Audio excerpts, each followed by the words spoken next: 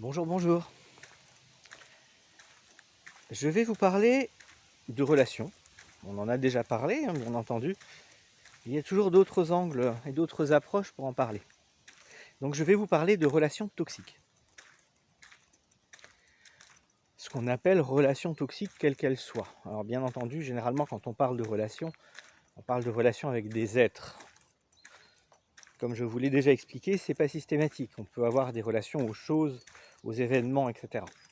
Donc restons sur la relation aux êtres.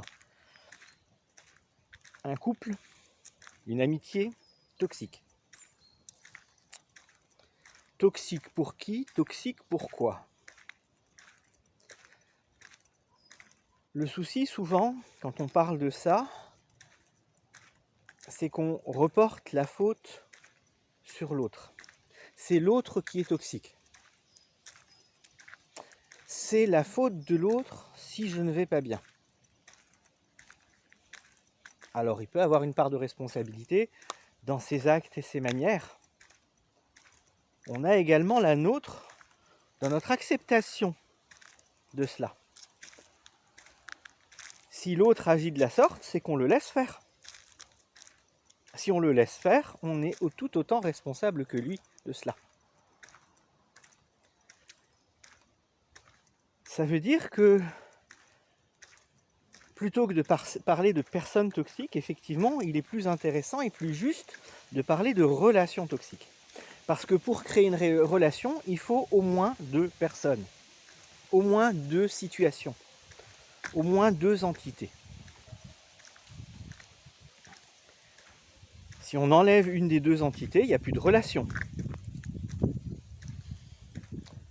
Il n'y a plus de lien. Parce que relation, c'est relié, c'est lié à quelque chose, lié à nouveau. Si vous enlevez une des entités, il n'y a plus de relation. Donc, si une relation est problématique pour vous, eh bien, la solution la plus simple, souvent, c'est de quitter l'autre. Ça ne va pas forcément régler le problème. Surtout si on va retomber dans les mêmes schémas derrière. C'est un autre sujet, mais ça en fait partie.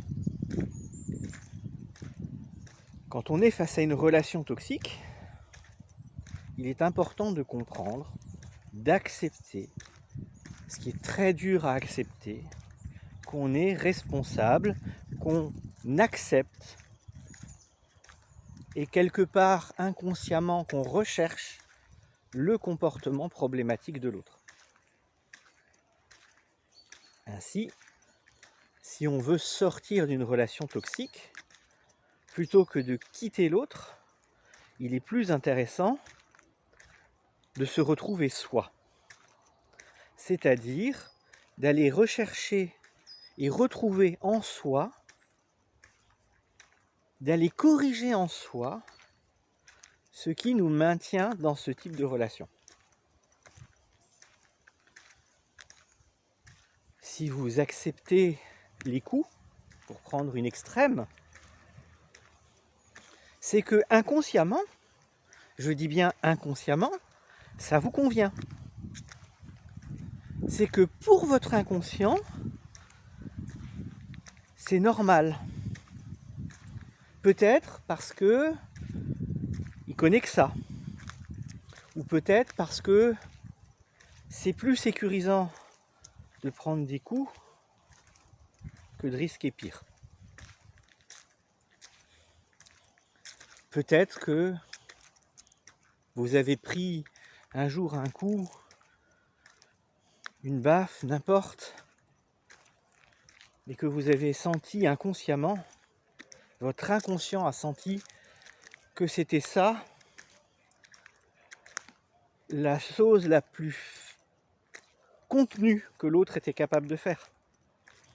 Et donc potentiellement, vous auriez pu mourir s'il n'y avait pas eu ce coup. Je schématise bien entendu, ça reste de l'ordre du possible. Donc inconsciemment, vous acceptez, vous avez besoin de ça.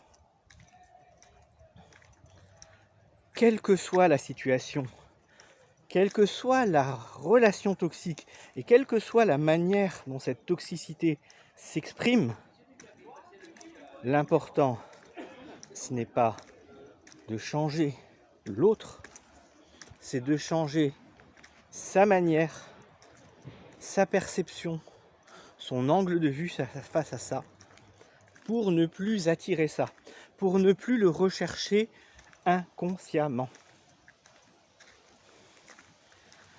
Réfléchissez un peu à ça, et bien entendu, sur ce genre de choses, la technique de pacification émotionnelle, la TPE, est tout indiquée. Et je suis là pour vous accompagner là, dans ce genre de processus, pour vous aider à changer cette façon d'être. Allez, à bientôt. Ciao, ciao.